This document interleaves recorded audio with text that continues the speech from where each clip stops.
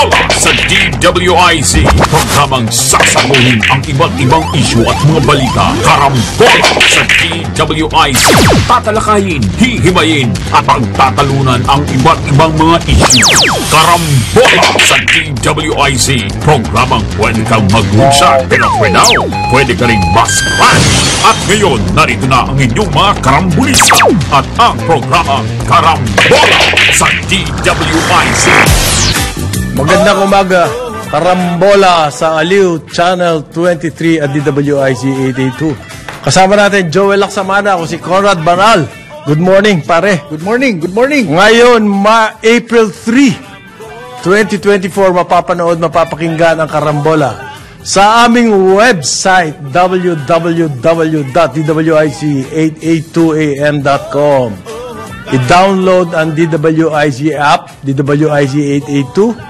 Sa pang iOS, pang Android, pwede yan. Live tayo sa Facebook at sa YouTube. Follow, like, share, subscribe, comment, heart. Text line 099937666768. Mapapanood sa Digital Free TV Aliw Channel 23 ang Karambola. Sa Signal Channel 24, sa TV Plus Channel 27, at sa GMA For the Box Channel 25. Good morning, pa. Good morning, good morning. Wala tayong mabatiin ngayon. Welcome back, sir. Oo. Medyo... hope you're feeling better, Padre. Nagkaroon tayo ng konting emergency. Oo. Pero mainit, pare. Kaya sobrang init. Nakapag-recuperate. Pati ang politika ngayon, umiinit. Ganun ba? Hindi lang, hindi lang... ba? Maraming, alam mo naman, campaign. Ganon? Mamaya yan. Mamaya yan campaign. Pero ito po. Pero na ngayon kung sinong leading para sa Senate race, para sa presidential race. Ay, ang aga-aga. Ang aga-aga naman. Yan. Ang aga-aga niya, ang daming problema ng bayan. Ayon po sa isang survey, ang sinasabi po, Publicus Asia, anong number one na worry, inaalala ng Pilipino, ay yung po mataas na presyo ng bilihin. Yan pa din. Pangalawa, hindi kasya ang kita. At yung dalawang yan, dahil sa nagmamahal ang presyo ng bilihin at hindi tumataas ang kanilang kita at hindi sapat ang kanilang kita, hindi na po nila mabibili yung basic needs. Hindi luho, basic needs. Basic needs. Yan. Publicus Asia. Yan po yung kanilang first quarter pahayag. Hindi nila iniisip ang paglusob ng China, yung tayo. Ay, kulelat po yun. Water cannon na yung ating mga Coast Guard, hindi iniisip yun ng mga Pilipino? Wala panghuli yun sa mga concerns. Okay. Panghuli ang China. West Philippine Sea with China. Illegal drugs, medyo nahuhuli yan. Ang mga susunod po bukod dun sa basic prices ng basic goods, pagkatapos yung income, yun daw pong pagkain, agriculture. Kasi ngayon, kahit wala kang kita, hindi ka bumibili, pwede ka makatanim o makahingi sa kapitbahay. Wages, education, okay. Hindi po gaano yung, wala na yan, yung West Philippine Sea, malayo. Yang Publicus Asia, ang kanilang survey ay ginawa for the first quarter. Okay? Yung isa po, yung posibilidad. Yung mahirap humanap ng trabaho. Mataas din yan. Okay. So marami pa rin tayong unemployed. Okay? Or marami pa tayong underemployed. Meron ka nga trabaho, pero part-time lang. Yung mga, meron din pong nag-aalala na mawala ng trabaho. Okay? Yung mga pinakamataas po ang worry, yung basic necessities, dahil sa mataas na presyo, pinakamataas siya sa Mindanao at sa Visayas. Yang pong ang Mindanao naman, Balance Luzon, National Capital Region, pinakamataas ang concern tungkol sa kanilang kita. So, Mindanao, nandun sa basic needs, sa pagtaas ng presyo. Dito sa kita, kasama na yung NCR. Okay. Ano po ang nagiging epekto niyan? First quarter yan, ano? Pwede nating ihana ito, parin Joel. Di ba? Makikita mo. Yung kabilang survey naman ng Pulse Asia, tungkol sa approval and trust ratings ng administrasyon. Siyempre, kasama dyan si President BBM, si Vice President Sara Duterte, si Speaker Martin Romualdez, at saka itong si Senate President Juan Miguel Zubiri. Okay. Lahat po bumagsak, bugod tanging si Zubiri. Yan ang mahirap ipaliwanag. Pero hindi bumagsak. hindi bumagsak double digits. Malalaki yung bagsak nung tatlo. Pero itong si Zubiri halos statistically unchanged kasi 2 points, 3 points po ang kanya inakyat. Margin of error plus or minus 3. So statistically unchanged siya. Okay? Pero si President Marcos po double digit ang bagsak ng kanyang approval and trust rating. Oo, dahil at 13 points no? From 63 to 54. Double digit. Yung kay Sara Duterte naman, hindi nga double digit pero high single digit. Nasa 8, 9. Ganon. Ganon din po si Martin Romualdez. So hindi ata umi-epekto yung mga campaign. Anong campaign? Pampabango kay Speaker Martin Romualdez. Mukhang wala epekto. Yung mga raid, mga gano'n. Wala. Tsaka, ano pa ba? Ang approval rating po ng Presidente, 55%. Itong survey na to, beginning po nung first week of March 6 to 10, 55% po. Ano siya noong Disyembre? Ibig sabihin po, sinusukat nila to by quarter. Noong Disyembre, nung sinurvey ang kanyang approval rating, ay 68%. Nitong Marso, 55%. 13% down. Pero kung tutusin mo, parang 55% mataas pa din. Ano ba nangyari sa mga buwan na yun? At least yung timeline na yun. Di ba, ako, i-relate nga natin doon sa survey naman ng Publicus. Ito ulat ng bayan sa, po to, ng Pulse Asia. Sa presyo ng pambili ng mga tao, trabaho, inflation, Marso, hindi pa rin, rin po, umakyat na naman. Yung presyo ng bigas, tuloy-tuloy yung pagtaas niyan. Okay? Ang gasolina, tuloy-tuloy ang presyo. Ang mahal ng gasolina ngayon, bossing. Main issue yung salary.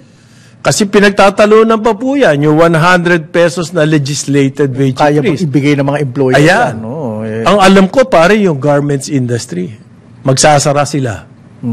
Kapag, yan ang sabi, manufacturing. One of these days po, interviewin natin dito yung asosasyon ng garment makers. Tinatawagan natin si Marites Agoncillo kasi baka sakaling makausap natin. Marami pong mga nagtatrabaho dyan sa garment sector. So, yung wages, ibigay mo yan, mapapaboran yung mga manggagawa, pero mamamatay naman yung mga empleyado. Di ganun din, mawawalan din sila ng trabaho. Okay. So, issue pa rin yan. So, ito pong bagsak nung ratings. Mga economic indicators natin. May kinalaman sa problema nung bayan. Yung sinasabi nating basic, prices of basic needs.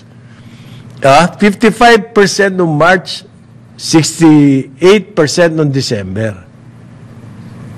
Yung napaka-demanding naman ng mga tao. Ang worldwide inflation, that's worldwide, pare, ang inflation. Hindi ba?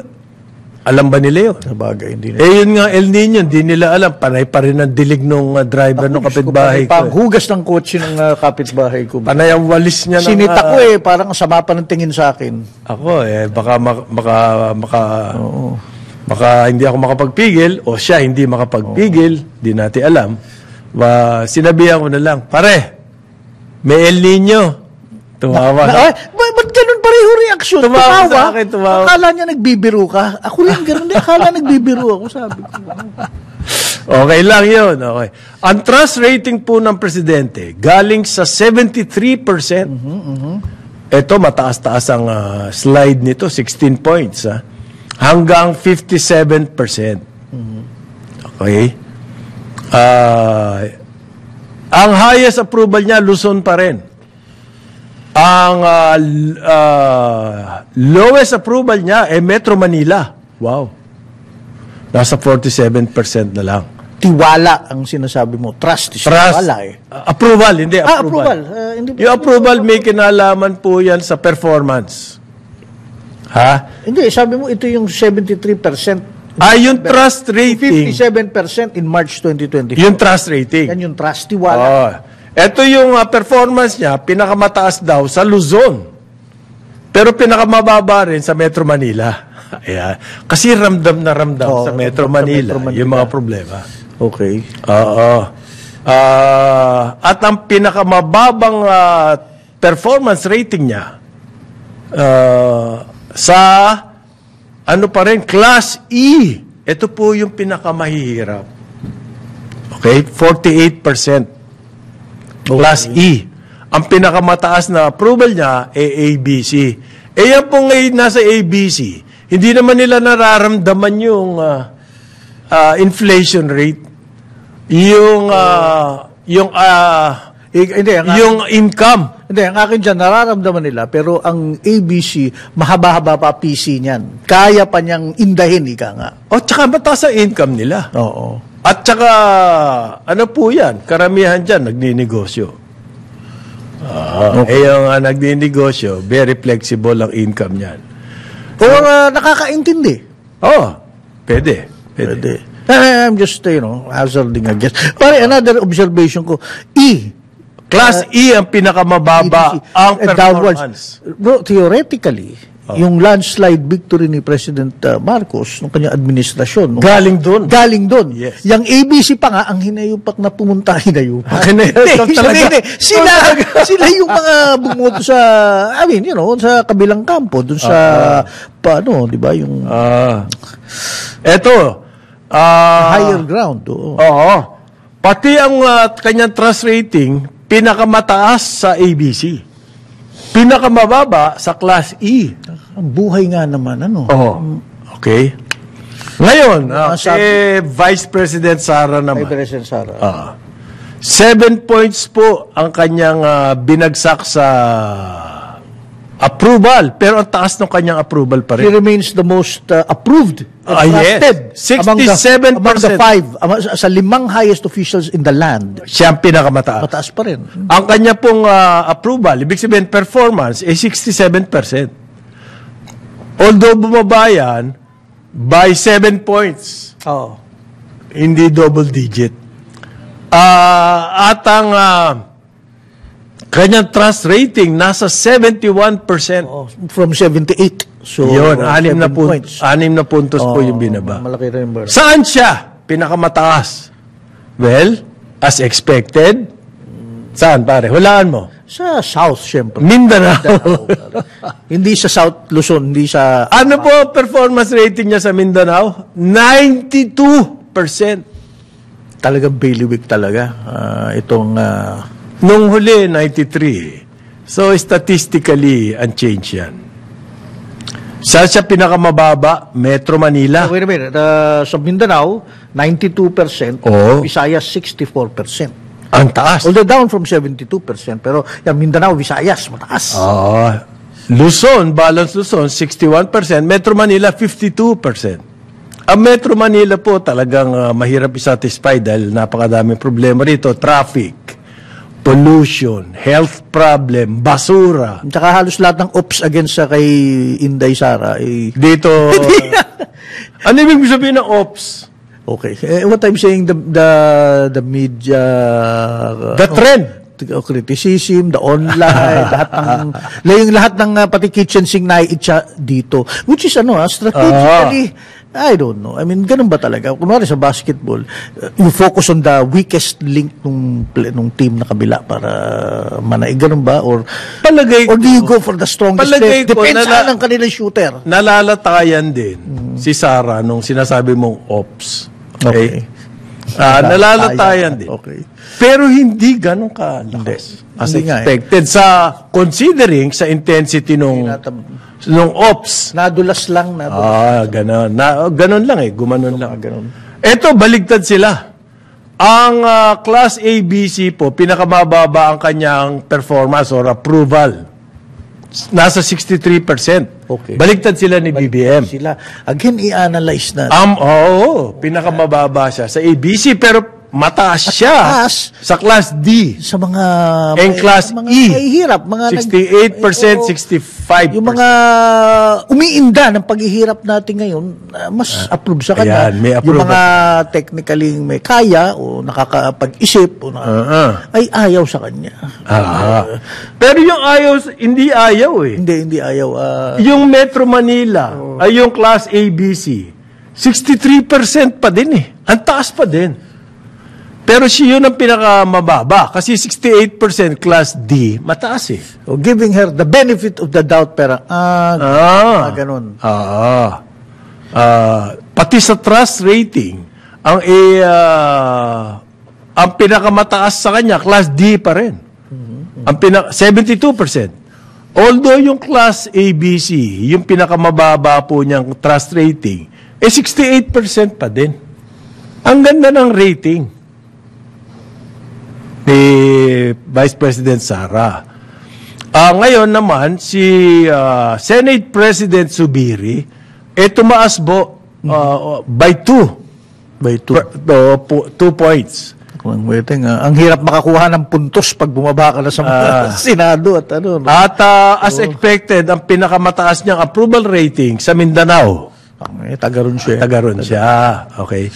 70%. At sa Metro Manila, 34%. Laki ng difference. Nakita mo yung difference? Sa Mindanao, 70%. 70 points. Sa Metro Manila, 34 na lang. Laki ng difference. Ibig sabihin, ang naghatak sa kanyang performance rating, yung Mindanao. Yun ang nakahatak sa kanya. Ito naman po si Speaker. Okay. Ang kanyang... may bailiwick din yan, I want to analyze. Visayas. Ito. Metro Manila, ang approval po niya, bumaba to 31%. Nababa sa 34. Ang baba. Dati mababa na yan, 36 bumaba pa to 31. Statistically significant na po yun dahil 5 points. Yung binaba. It's a bit of a slide, dumudulas. Well, mababa na yung to start with, 36% ka lang So, majority, walang approval sa'yo Bumaba pa lalo to 31%. Okay.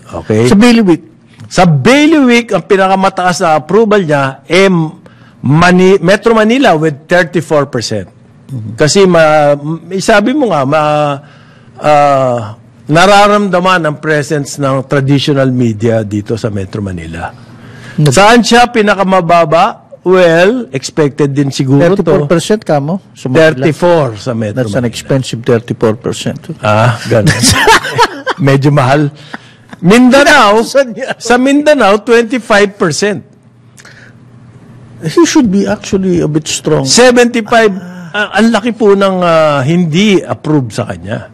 25%. I think yung perceived na awayan nila ni BP Sara, yan may backlash. May saltik.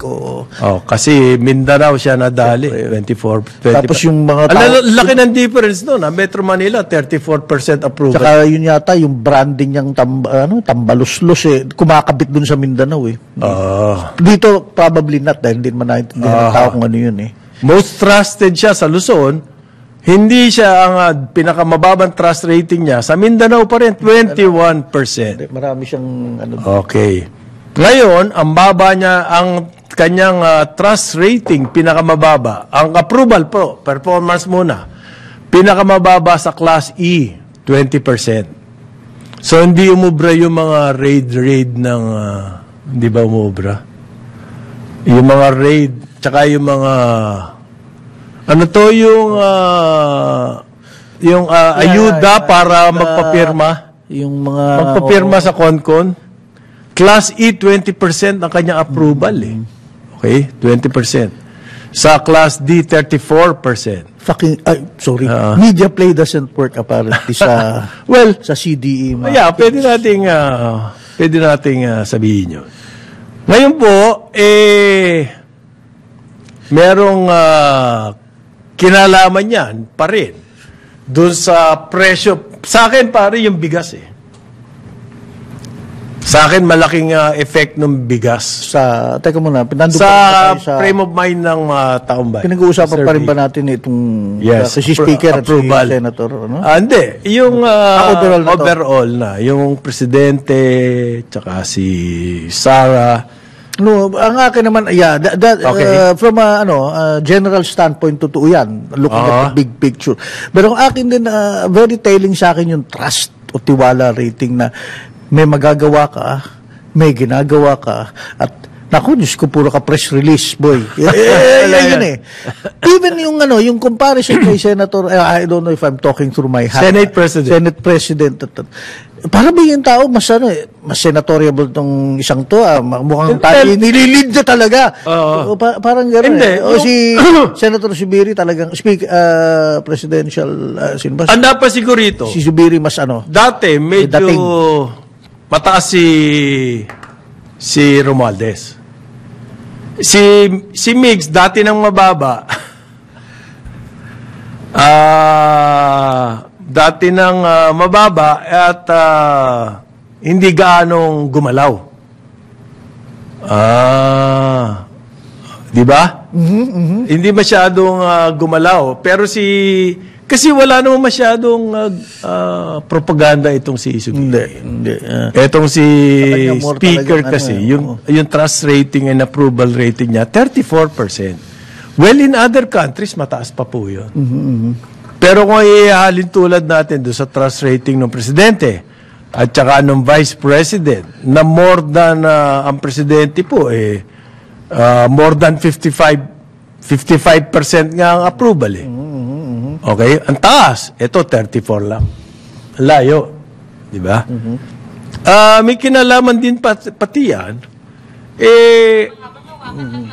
Yung sinasabi natin kanina, yung commodities. Mataas po ang presyo. Yun yung unang survey. Doon sa unang survey ng Publicus, ang sinasabi, ang number one na problema ng mga tao, worry. Saan sila nag-aalala? Ay ang presyo ng basic necessities. Meron akong gustong banggitin sa iyo, pare. Ano yun? May programa itong Department of Agriculture tungkol sa National Rice Program. Meron silang gustong gawin na rice voucher system. Yan po yung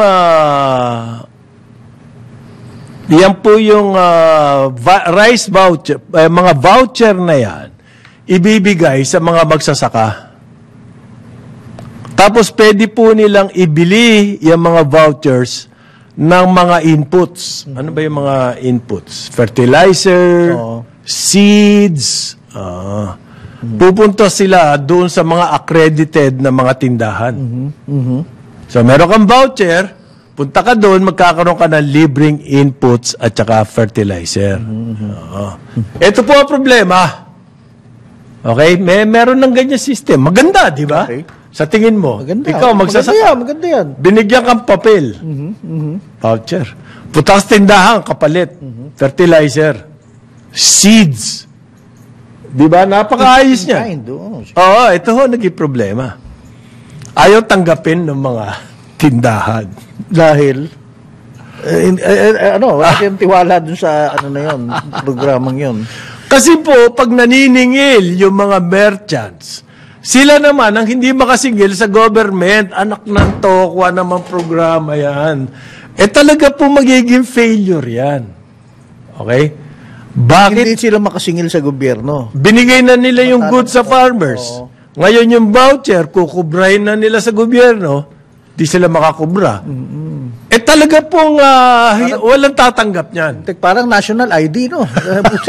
Ang ganda-ganda. May card ka nga, hindi naman nire-recognize. Ganda ng concept kasi nagkakalukuhan po yan kapag yung fertilizer mismo ibibigay, pamamahagi. Nawawala yung fertilizer Hindi mo malaman kung binili ni congressman o ni mayor o ni agriculture officer. Hindi mo malaman. Itong voucher, diretso na doon sa merchants. Ang problema po, yung mga merchants, hindi naman nababayaran. Ayan. Halos 800... Doomed to failure yung ganyang klaseng kalakaran, sir. Ika nga ni Kong Jonat, yung mga workout na ganyan, patay na tayo niyan. Lagot na. Halo Ay, ano pa aasahan mo? Talagang babagsak ang rating ng Pangulo sa ginagawa nyo dyan, DA.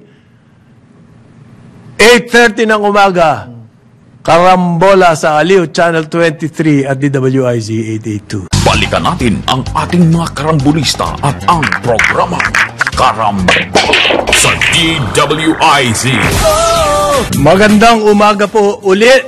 Karambola sa Aliw, Channel 23 at DWIZ 882. Kasama natin Joel Lacsamana. Ayun. Ako si Conrad Banal. Ngayon, may lumabas na balita na magkakaroon daw ng rotational brownout. Pero itinanggi na po yan ng Meralco. Ano ba talaga? Dito sa Metro Manila, yan, sobra nang. Kaya nasa linya po natin ang Vice President at ang pinuno ng Corporate Comms ng Meralco, si Ginoong Joe Saldariaga. Good morning, Joe. Morning, Idol. Good morning, Boss Conrad. Ang aking kaibigan si Joel Lacsamana. Magandang umaga sa inyong dalawa. Wala ba tayong photo ni Joe? Ayun. Lamang lang sa akin ng dalawang paligo to sa ganda lalaki. Idolo ko yan si paring Joe kahit na napaka-busy. Even yung mga pinakabababang complaint na itatawag sa Meralco, mga outage, siya mismo ang uma-action. And not only that, the best is yung idol ko si paring Joe sa balance of life. Alam mo yan dati, 220 pounds yan dati. Ngayon, a sharp 159 pounds of muscle and sinew. Kaya, trabahong-trabaho siya, pare. Naririnig mo ba kami, Joe? Sana hindi mo narinig yung... Ko po kayo. Sana hindi mo narinig. Pero ano ba talaga? Ano ba? May rotational brownout o walang rotational brownout? Wala po. Actually, kahapon, kasi natanong ako in several questions to me, magkakaroon ba ng, ano magiging sitwasyon ng power supply pagpasok ng tag-init? Actually, tag-init na tayo. Sabi ko, tatlo lang naman yan senaryo. White alert, ibig sabihin, walang problema. Yellow alert, wala pang interruption, pero mababa yung reserve level, manipis yung reserba. At red alert, ibig sabihin ng red alert, lala talaga, wala ka ng reserba, kapos ka na, so kailangan mo mag-rotate. Okay. Pero kami, sa Meralco, sa pakikipagtulungan na rin namin sa mga stakeholders, particular sa pamahalaan through the DOE, we are doing everything we can to ensure na wala tayong magaganap na interruption o power shortfall. Pumasok kami sa interim power supply agreement, nandyan yung aming interruptible load program, kung saan yung mga big ticket customers na Meralco ang magpapaandar muna ng kanilang mga generator sets sakaling lumanding tayo dun sa yellow alert. So far, we're okay. Natawid na natin yung Holy Week. We are anticipating further surge in demand in April and it will peak in May. Pero, Boss Conrad, kaibigan Joel, wala naman sa ngayon, for now, we don't see any need for a scenario wherein May rotating patanong interaction. dito, Joe, may patanong dito. Hindi, yun daw bang brownout, hindi naman talaga Meralco yan. Depende yan sa inyong supplier. Yes. Ano ba tama sagot po. doon? Ang Meralco nag-a-assure sa amin, walang rotational brownout. Wala naman daw sa inyo yan, nasa supplier nyo. Paano yun? Yes, hindi. Pero kami naman, may view naman kami, both through our bilateral contracts at saka yun yung pinasok namin na interim power supply agreement. Ang sinasabi ko, Boss Conrad, wag lang yung grid mismo ang kapusin kasi may share kami dun. Ayun. Tapos, Ano ba mga tapos dahilan parang kung sakali baka kapusin? Ano ba mga dahilan niya? Kailangan makapaghanda kasi yung mga taga rito sa Metro. Yes. Ano ba mga pwedeng dahilan? Pag tag-init, lagi tayo nagkaka-brownout noong mga nakaraang taon. Naalala ko yan eh. Oo. Kasi yung mga nakaraang taon, minsan merong simultaneous na mga plantang nag-out. So malaki yung Ayun. nawawala sa system. Hindi So, naka-schedule ka kailangan mo. Unscheduled ko minsan yan, Conrad eh. Kasi Okay. usually yan, huwag kang gagawa ng maintenance schedule. Itong kasagsagan, Marso hanggang first week ng July, yan yung Sino ng ba ang demand. namamahala niya para masigurong walang bigla na lang magsasara? Well, it's a collective effort on the part of the generators and of course the Okay. grid operator. Pero at the end of the day, this is mechanical yan, Okay. Boss Conrad eh. Of course. Ang hirap i-predict ko minsan, Ah. parang sasakyan, di ba? Hindi mo naman malalaman kailan yan titirik Okay. eh. It Okay. just comes out at some point. Parang talagang hindi mo na-anticipate nangyayari. Pero ito, we really are hoping we have enough to tide us over the summer months. Basta yun ang mahalaga. Yes. Wala lang mangyayaring hindi inaasahan, ayos pa tayo. Yes, so yun okay. yun. Parang basta walang aberya, okay tayo. Kailangan natin dasal dyan, Joe. Actually, nagtutulungan naman lahat ng sektor, Boss Conrad. Okay. Tapos kami, sabi ko nga, kami mga programa, hindi lang sa supply side, maging doon sa demand side management. Ayun, sabi nga nila, magtipid. Yun ang mahalaga. Hindi, well, yung sinabi ni paring Joe, that's very telling eh. Yung supply side to demand side, ibig sabihin from the Meralco standpoint, di ba paring Joe, sinisigurado nila in top condition, well-maintained at management nila ng pag-distribute, di ba? Yes, the plants have to work efficiently without any Pag hindi trouble. namang, Yun ang nakaka-assure ng reliability. Para maging yung pag-workout ni Joe sa gym, yan ang nag-a-assure na maganda ang trabaho niya sa araw-araw. Yan. okay, salamat you, Joe. Mabuti na pero lamang ako, nakakausap ka namin at kinakabahan na kasi ako eh. Yung pag-rotational brownout. Tsaka napakainit kasi. Okay pa tayo. Ang mahalaga kasi doon, paano ako magluluto? Wala akong, baka mapalayas ako. Wala kaming pagkain. Thank you, Joe. Maraming salamat. Salamat din. Boss Conrad, paring Joel, maraming salamat. Miss ko na ang ganda mong lalaki, sir. Kita tayo one of these days. Salamat sa inyong dalawa. Thank you, Karambola. Ayan po, wala naman talagang brownout. Pero, ang sinasabi ni Ginoon Jose Aldariaga, yun ayon sa kanilang nakikita ngayon. Oo. Na steady ang power supply na nanggagaling sa mga power generating companies. Oras na merong mangyari dyan, ayun, hindi natin inaasahan yun. Again, that's a very telling statement. Ako, sa totoo lang, in fairness to Joe, nung ako'y spokesperson ako sa tubig, I would never say, use the analogy, parang sasakyan yan. Mine-maintain mo pero hindi mo alam kung kailan na maaaring Ginagawa mo lahat. Sa totoo lang mahirap gawin kasi minsan may mga let's face it, marami tayong planta luma.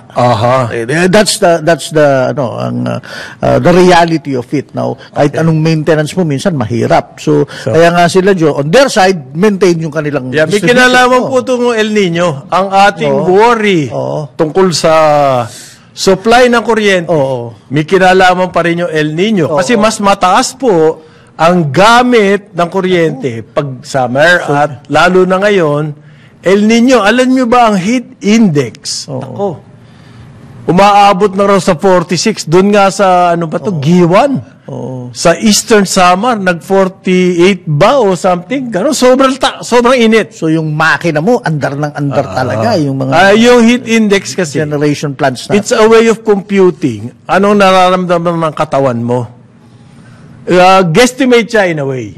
Pero based on science pa rin ho yan. Kasi yung temperatura at saka yung humidity, pinagsasama nila. At ngayon, may mga tao na sa kanila, hindi naman ganun ka-init ang pakiramdam. Kahit ganun ang heat index. Sino yun? May mga, May mga ganun. nasa depende yan sa, composition ng katawan mo. Pero marami, talagang init yung linsangan na Nakaupo sinasabi. lang, nakahiga lang, biglang init. Buksan mo na yung aircon. Meron pa rin El Nino, ngayon, tubig. Ay, nako. Yeah. Pare, maraming dito conserve water. Sabi po ng, 50 days. Oo. may report ako nakita Saan ko ba nakita ito? Ano yan? Enough water supply daw po, ang sabi ng spokes ng Task Force El Nino. Joey Villarama. Villarama. Okay pa daw yung water level sa Angat. Bakit binabaan ng water pressure? Ikaw, Joey Villarama, eto, kare-report lang nito. Marami na nakapila sa tubig. Oo, dun sa nadaanan ko. Alam mo na, awa ko sa kanila. Kainit ng panahon, sabay nakapila sila talaga. Yung mga balde, mga pamilya, nakapila sa kardon. Makakarinig kami na statement sa'yo, enough water. Anong mararamdaman ng mga nakapila na yun sa tubig? Meron palang tubig Bakit hindi tumutulong sa gripo namin? Again, dun sa mga taong yun ang problema. So, hindi enough ang tubig. At binabawasan nga ng NWRB yung allocation dun sa mga concessionaire. So, yung mga concession naman, nagva-valving yan at yung minamanage na yung supply. Talagang may mga mawawala. Ganito po ibig sabihin ng enough water. Hindi enough water na everybody can have 24-hour water supply. 24/7 na water supply sa bahay. Hindi po yun ang ibig sabihin niya ng enough water. Ang ibig sabihin niya ng enough water, yung Angat Dam, yung level ng kanyang tubig ngayon, ay maaring kakayanin hanggang magtag-ulan. Yun lamang po ang ibig niya sabihin. Hindi ibig sabihin enough water na kailangan pa rin magtipid. Dapat yun ang sinabi niya, pare. Well, actually, sinabi na niya lahat yan, bro. I mean, fact, Ganon. itong Very dito, isa-isang ulat ko si Joey Villarama, kamo, di ba? Sa ngayon daw, hindi niya nakikitang may problema. Sabi nga niya, May problema pa rin. napaka-specific nga niya, tingnan mo quote-unquote, kung minsan, iihi tayo, hindi naman ganun kasangsang yung amoy. Pwede ba namang may gumamit pwede pa namang gamitin yan bago mag-flash. Huwag ko kayong flash ng palikuran. Ganun lang. Oo. Hindi, sabi niya, sa Gumamit ngayon, ng tabo. wala raw siya nakikitang problema. Diyan sa water Angat. It's not up to you. Diba? Nasa National Water Resource Board po yan, hindi sa Task Force El Nino. Ibig sabihin, mag-iingat tayo sa mga ganyan statement. Dahil sensitive po yung mga nakakarinig niyan. Diyan. Okay? Ang sabi ng National Water Resources Board, hindi pa raw po nila napapagpasya kung ano ang water quota Aray ko. nitong Manila Water at nitong Maynilad. Yan ang kabahan ka ngayon. Pag nagbawas pa lalo yan. Hindi pa daw nila wala pa silang desisyon kung ano magiging water supply para dito sa dalawa.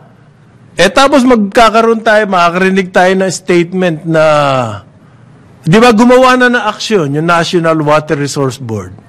Binaba na po nila ang alokasyon nitong dalawa. Tapos makakarinig ka ng statement sa Task Force El Nino na hindi naman nila alam ang sitwasyon ng tubig. Na wala pa tayong problema. Wala daw tayong problema. Hindi. Nalilito kami.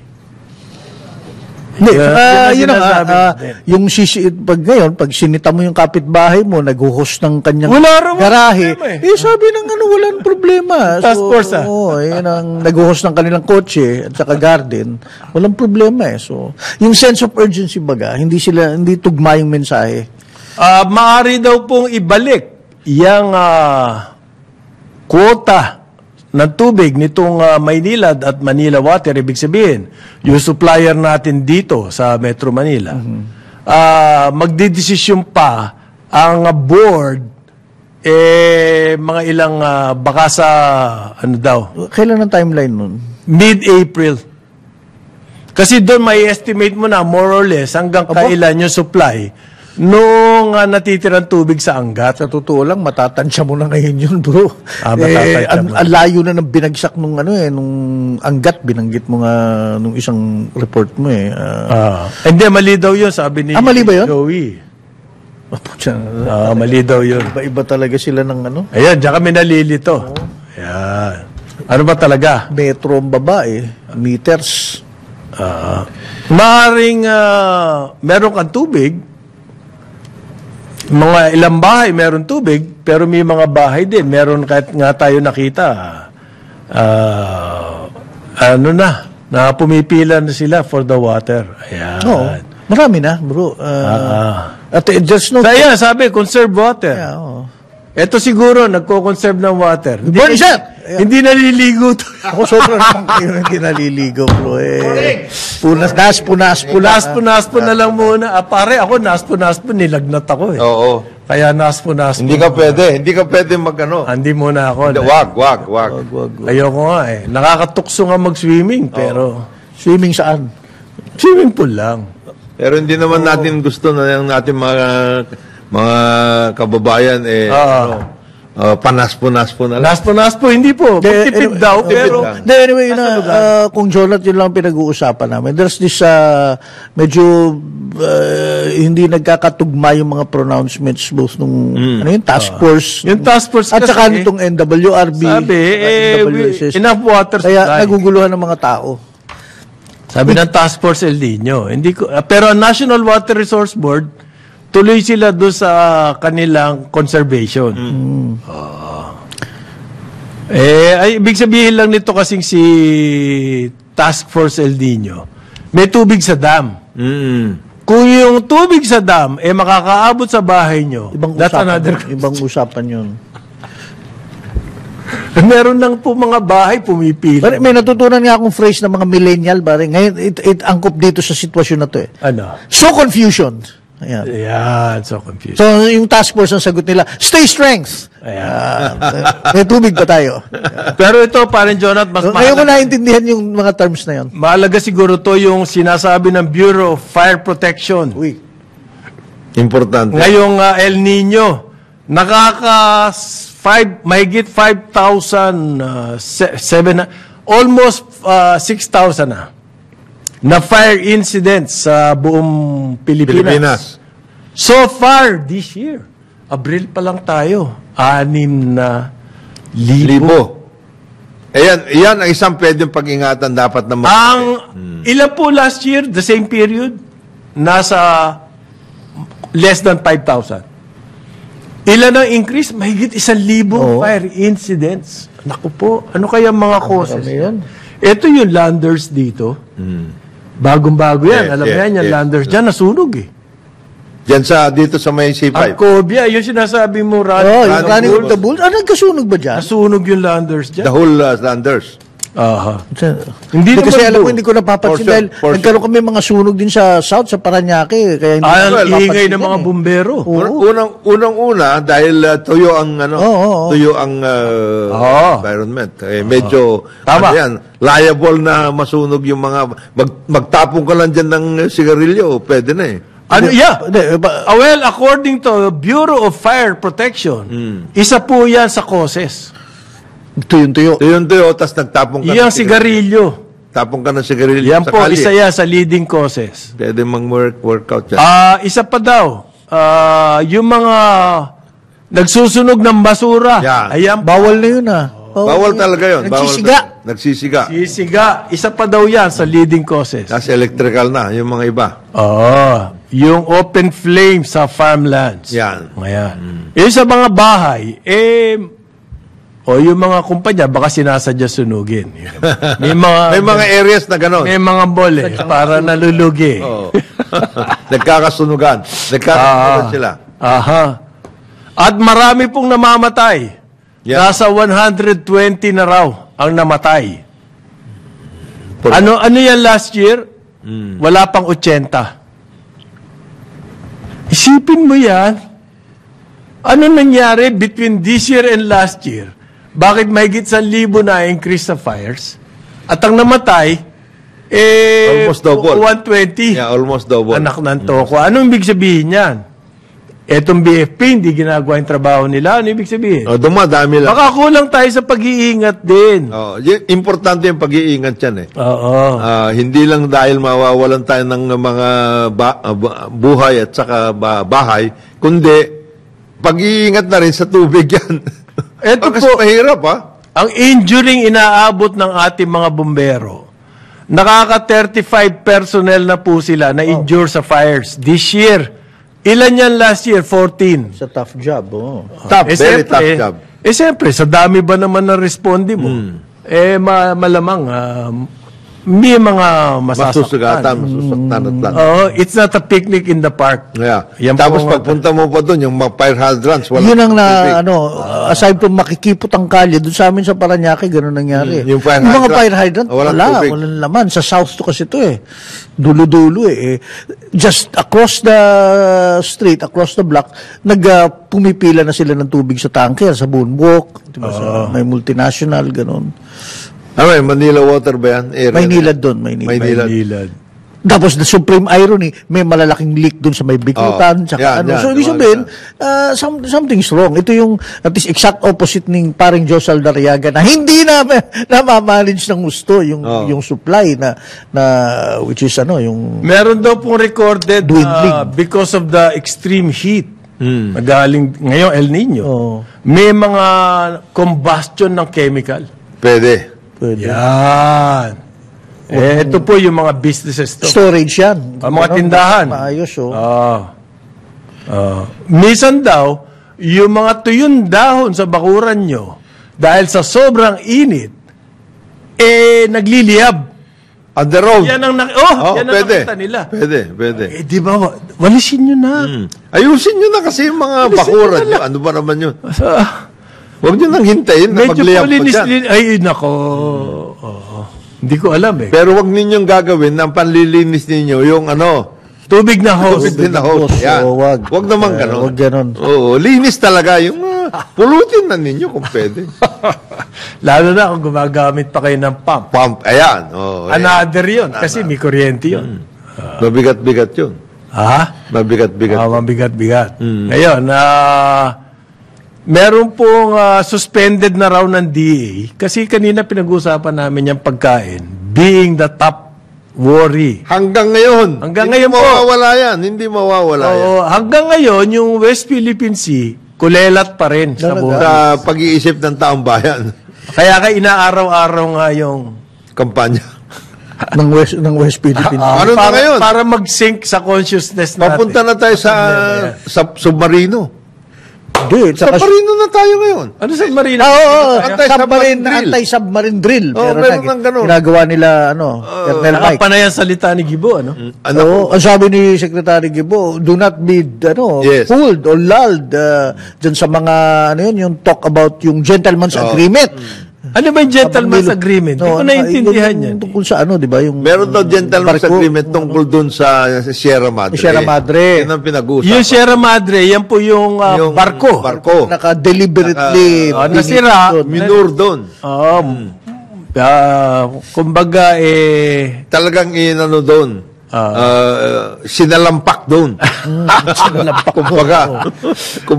ano yung gentleman's Ang gentleman's agreement, hanggang doon na lang. Ibig sabihin, wag niyong galawin yan, ayusin lang ninyo yan, wag kayong maglagay ng parabang ipe-permanente nyo talaga dyan, magsesemento pa kayo dyan, maglalagay kayo ng kung ano-anong mga ano. Walang ganon.